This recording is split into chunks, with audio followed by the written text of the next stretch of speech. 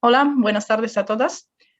Hoy estamos con Joana Barcala Gosende, que es licenciada en óptica y optometría y doctora en física por la Universidad Complutense de Madrid, y ahora mismo trabaja en la empresa Two Eyes Vision. Pues dejo que te presentes tú misma, Joana, y mientras, si nos puedes decir cómo te acercaste a la óptica y a la investigación. Gracias, Francesca. Sí, bueno, en concreto soy graduada, ¿no? Porque los licenciados son como personas, o sea, aún soy un poquillo joven en eso, entonces soy graduada. Y la verdad es que ha sido bastante por descarte, o sea, yo nunca he tenido claro qué quería hacer, siempre he tenido claro lo que no me gustaba y lo que no quería hacer. Entonces siempre, o sea, por ejemplo, la carrera que estudié óptica y optometría la elegí por descarte, porque tenía pues un poco de todo lo que me gustaba y se me daba bien en el instituto, pero no era, por ejemplo, yo en ese momento también me apasionaba la astronomía, pero no me veía capaz de estudiar física, por ejemplo, ¿no? Creía que no era una carrera para mí, porque me subestimaba en ese momento, ¿no? Entonces, bueno, elegí óptica porque me pareció que tenía un poco de todo y luego ya dentro de la carrera, pues sí, me gustó, se me dio bien, pero es cierto que no terminaba de apasionarme nada tampoco. Y como muchos sabréis, si estudias óptica optometría, la salida del 90% de las personas que estudian esto es estar en una óptica vendiendo gafas. Me parece un trabajo súper digno, perfecto, yo lo probé, pero dije, esto no es para mí. O sea, yo no me visualizo aquí dentro de 20 años haciendo esto y siendo feliz con lo que hago. Entonces, pues busqué un máster y lo que pasa es que había varios másteres en mi facultad, en la Complu. Había uno en concreto que me llamaba mucho la atención, pero ¿qué pasa? Que yo ya había estudiado en la universidad, decía, ya conozco a los profesores, ya conozco cómo va a ser esto, no sé si me va a terminar de convencer, voy a buscar un máster que me pueda aportar algo diferente. Entonces, bueno, terminé haciendo un máster interuniversitario en investigación y tal, pero el único requisito por el que había elegido ese máster es porque me permitía hacer un trabajo, un TFM, donde era más de la mitad de los créditos del máster, o sea que era un trabajo bastante potente, en un centro de investigación que en este caso elegí, bueno, tuve una entrevista y me eligieron a mí también, que no es como quiero hacerlo aquí, lo haces, en el Laboratorio de Óptica Visual y Biofotónica del CSIC, ¿no? Dirigido por Susana. Y entonces, de hecho recuerdo, o sea, estaba aún en el último año de carrera, en febrero, acababa de volver del Erasmus y el máster pues tenía que matricularme en octubre. Y yo en febrero ya estaba en el despacho de Susana viendo a ver si había posibilidades de a ver si podía hacer eso o no. Y entonces cuando entré al máster, cuando fui al CSIC, o sea, recuerdo que al principio cuando empecé a conocer a la gente del grupo, a la gente de otros grupos, me pasó algo que no me había pasado nunca en ningún otro ámbito, ¿no? Que era como que todo el mundo hablaba con muchísima pasión de lo que hacía. Y entonces te transmitían su entusiasmo, sus ganas. eh, o sea, yo estaba fascinada. Ese año me quedé fascinadísima, en plan, madre mía, o sea, es que aquí todo el mundo es como feliz con lo que hace, a pesar de todos los inconvenientes que uno sabe que todo el mundo tiene en investigación y tal, pero no me había pasado nunca que alguien hablase de su trabajo con la pasión que yo veía que estaban hablando todas las personas que conocía, ¿no? A cualquiera de los niveles que conocía.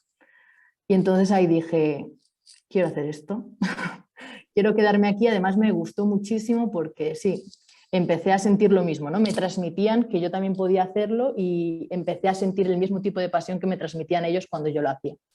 Así que eso fue mi acercamiento a la óptica y a la investigación. Genial, gracias. Pues vamos siguiendo. Bueno, podemos decir que tu carrera investigadora no es la más habitual en España después de esto que nos has contado, porque has hecho un doctorado industrial y ahora trabajas en una empresa. ¿Cómo te has encontrado? ¿Has visto alguna diferencia entre la carrera académica clásica, por ejemplo, lo que has podido ver en el CSIC y tu carrera? Pues hombre, igual no es la más habitual, pero por ejemplo para mí sí siguió un camino muy lógico, ¿no? Porque puede ser que llegase en el momento justo donde el laboratorio había creado una spin-off. Entonces cuando yo llegué pues hice mi trabajo de máster, al final un poco ligado a intereses de las empresas que se estaba formando, ¿no? De la spin-off, cuando solo había 2 trabajadores y compartíamos de hecho el mismo despacho en el CSIC. No era una empresa tal cual formada aparte, no era una multinacional y demás. Y entonces Es cierto que me gustó mucho lo que hice y continué un poco, o sea, al final encajamos muy bien y sí que quise pedir una beca o ver cómo poder conseguir continuar con ello y sí me dieron un doctorado industrial de la Comunidad de Madrid, que es una beca un poco especial porque te paga la empresa, o sea, al final tú eres trabajador de la empresa, pero investigas y tu lugar de trabajo es el centro de investigación, ¿no? Y investigas ahí, pero con fines de la empresa. Entonces yo había momentos donde no notaba la diferencia de eres parte de empresa o eres parte... Cuando todo estaba un poco al principio, que era más pequeña la empresa y estábamos todos juntos, yo no notaba mucho la diferencia. Entonces, por esa parte, creo que ha podido ser un poco paralelo. Entonces, ¿qué pasa con una carrera académica más clásica? Pues sí que he visto bastantes diferencias, sobre todo a nivel de financiación, muchísima, porque ya no tanto a lo mejor en nuestro grupo, porque al final el laboratorio de Susana es un grupo que tiene mucho dinero, pero sí que cada vez que me he ido a un curso, a un congreso, he conocido gente de otros laboratorios, pues a lo mejor yo en mi segundo o en mi primer año de tesis ya me había ido a 5 congresos. Y a lo mejor he conocido a gente que estaba en el tercer año y había ido a uno, o se estaba preparando para ir a uno, o no puedo publicar en esta revista porque no me lo puedo pagar. Y yo nunca, la verdad es que nunca he pensado en no puedo ir a esto, no puedo, porque no he tenido ningún tipo de impedimento en ese sentido. Entonces, por esa parte sí que creo que es uno de los factores más grandes que he visto. Pero luego, por ejemplo, luego obviamente la empresa también tiene otras cosas que a lo mejor la academia no, y al final es que tú también estás reportando a los clientes, o sea, tú no solo estás haciendo investigación porque es preciosa, sino que hay unos resultados y hay unos deadlines a los que te tienes que ajustar y justificar por qué no llegas. Entonces, bueno, pero a nivel de la tesis, sobre todo, yo creo que lo importante es que yo nunca vi creo que tuve mucho crecimiento personal y profesional en el sentido de que nunca me he visto con impedimento económico para poder completar mi formación. Y sí que además me parece que no entiendo cómo puede haber gente que está haciendo tesis, trabajando de otras cosas, haciéndolas completamente gratis. O sea, hacer un doctorado es un trabajo. O sea, ser investigador no es seguir siendo estudiante, sino eres un trabajador que te dedicas a la investigación. Entonces, bueno, la carrera académica clásica me parece que tiene que tener partes que se deban acabar y cortar de raíz y que no se permitan. No puedo estar más de acuerdo con esto. Bueno, entonces, ¿tienes algún consejo para alguien que quiera acercarse a la industria, trabajar en la industria? ¿O si te parece que tener un doctorado también está bien valorado? Pues a ver, consejo tal cual, tengo una trayectoria cortita y solo he estado en esta empresa que, como digo, empezaron con 2 personas y yo empezando haciendo mi TFM y ahora somos 15, o sea que ha tenido un crecimiento grande.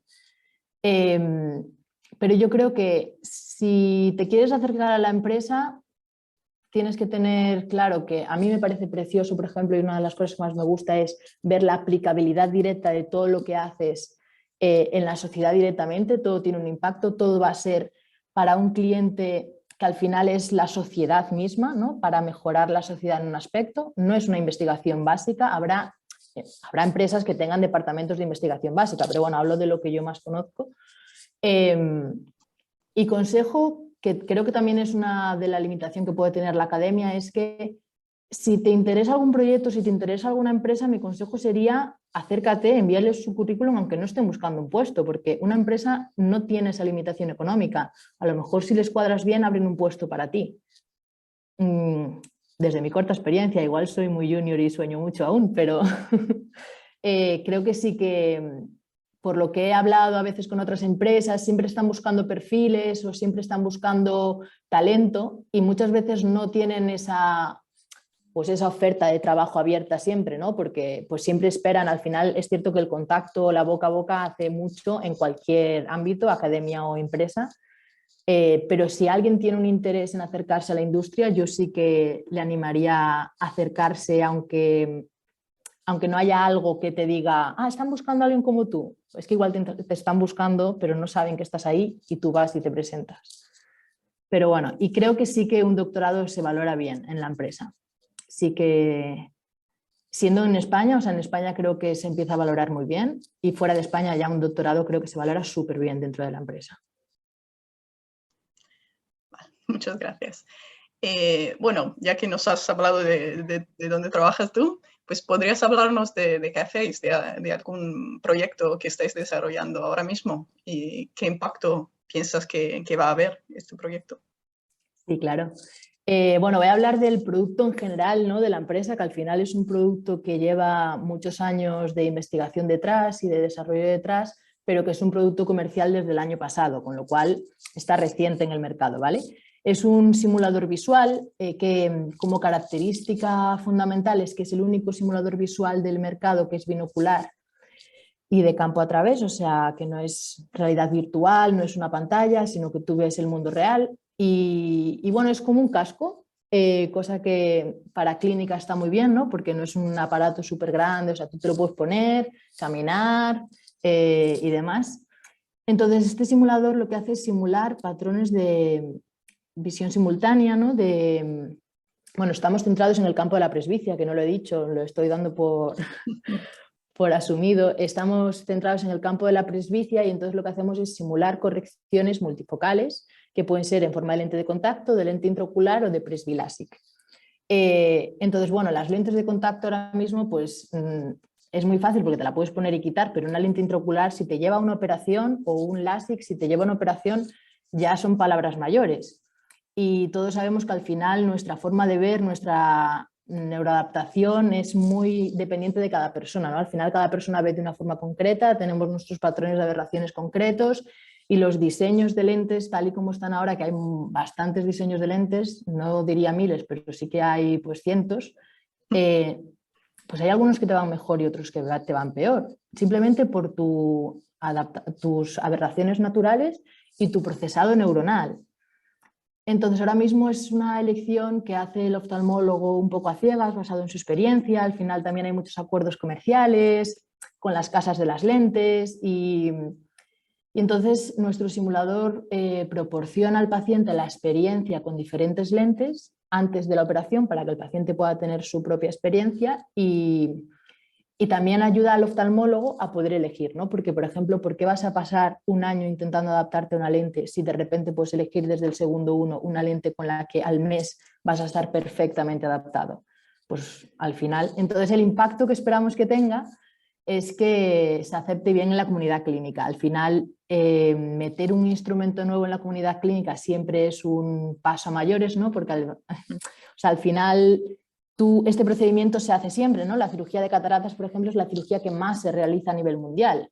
Entonces, ahora el decir, no, es que para realizarla necesitas mi instrumento, es como decir, he estado haciendo algo mal estos años. Entonces, ahí siempre hay un balance de decir, no es que hayas estado haciendo nada mal, pero te voy a dar una herramienta para proporcionar un mejor servicio.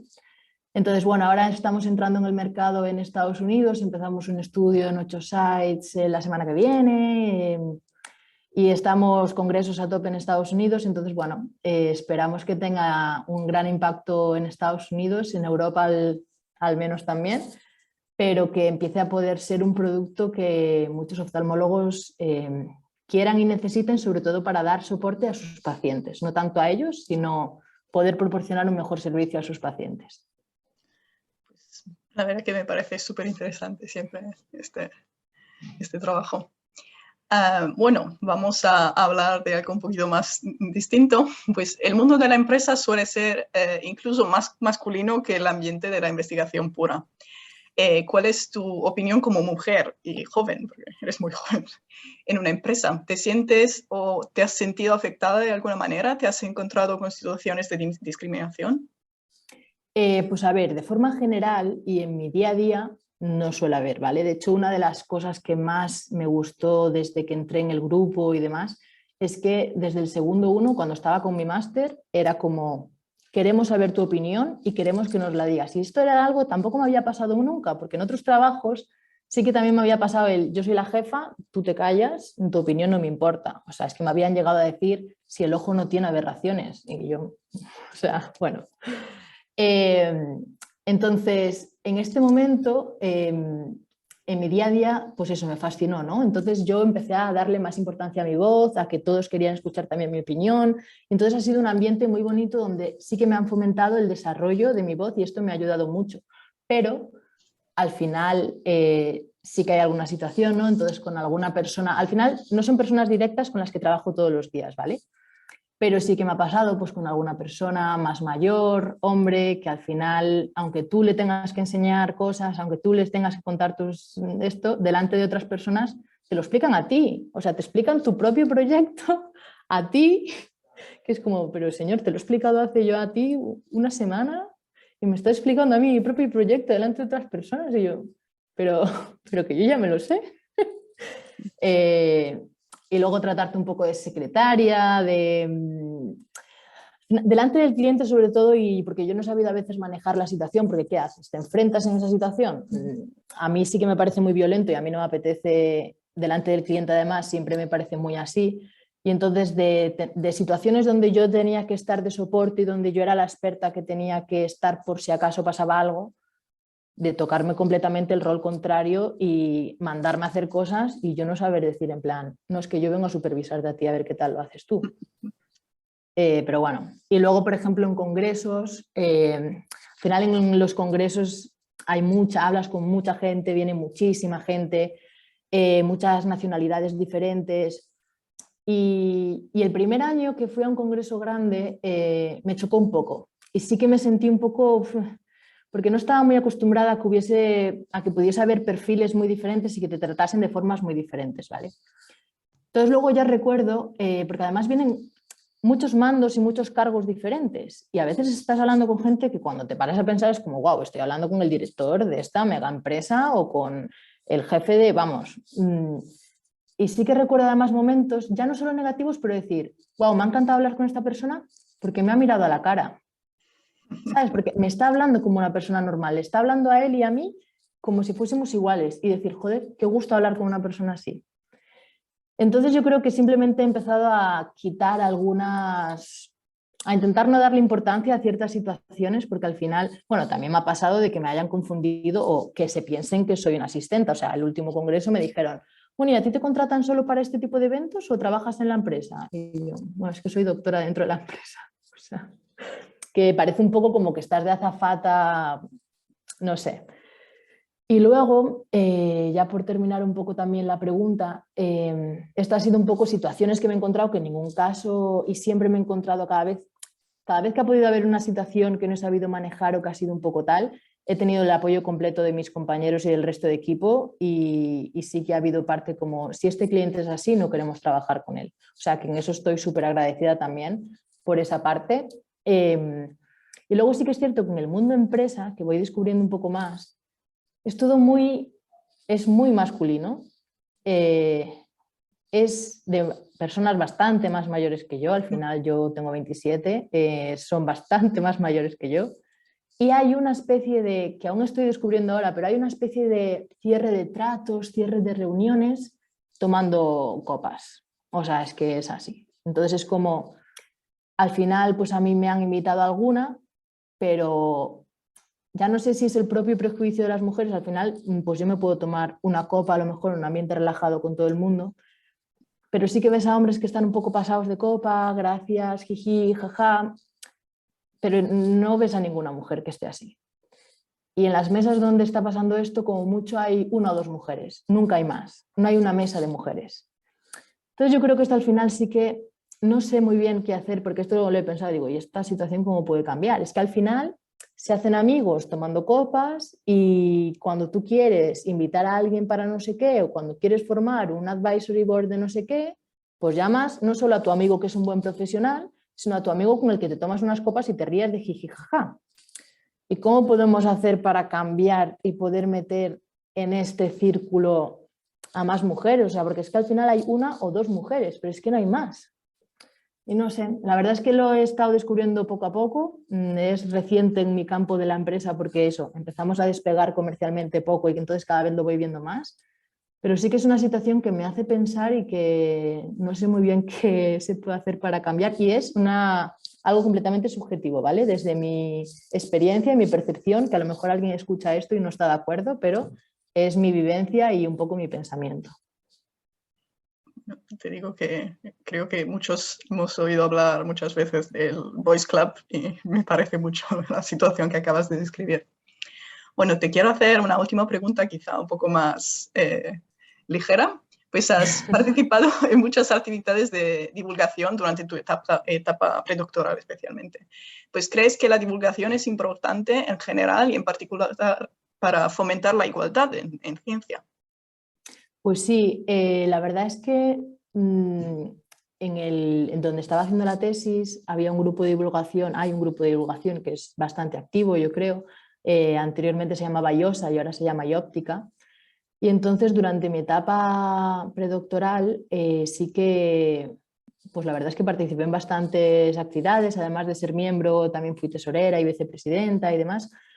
Y me pareció fundamental, o sea, es que además recuerdo, yo no sabía mucho de la divulgación, bueno, es que realmente yo he ido llegando un poco donde las decisiones iban llegando, pero no he sido una persona que a conciencia o por mi formación anterior o mi educación supiese de este mundo ni nada de eso, pero me pareció fascinante. Cuando descubrí la divulgación me pareció fascinante, porque para empezar era como, jolín, yo podía tener estas dudas hace 2 meses si no hubiese llegado aquí.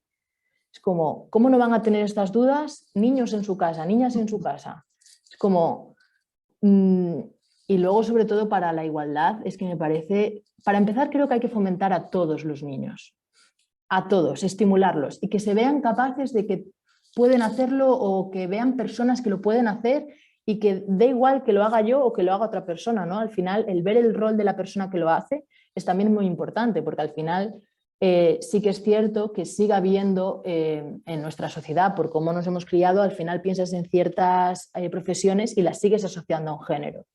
Con lo cual me parece súper importante en esta etapa de divulgación que se puedan ver todos los roles diferentes. Para que ese niño o esa niña no piense, pues como a lo mejor yo pensé, no, es que física igual no es una carrera para mí, es que tal, pues bueno, ahora estoy muy contenta con lo que estoy haciendo, pero podía haber hecho otra cosa y podía haber acabado por otro lado, o sea, y no sobre todo por pensar, no, es que creo que no es adecuado para mí porque no me veo capaz o porque creo que es muy masculino o porque igual no tengo las capacidades suficientes. Al final te estás subestimando todo el rato porque no tienes referentes o no lo has visto o no lo has visto como algo normal, ¿no? Normalizado. Entonces, no sé, me parece muy bonito la parte de divulgación a cualquier ámbito, o sea, a cualquier etapa de la sociedad, porque luego lo haces en niños y ves su ilusión y ves sus... O sea, es que cada vez que se hacía algún taller en coles es que me parecía precioso, porque además los niños son impresionantes. Pero luego a otras etapas a cualquiera, o sea, a personas ya de mediana edad, o sea, divulgación a población en general, también me parece muy importante para educarlos, ¿no? Al final creo que también hay que educarlos en lo que es la investigación, porque ahí yo creo que la gente no sabe tampoco qué es la investigación o qué se hace, o bueno, investigas en óptica.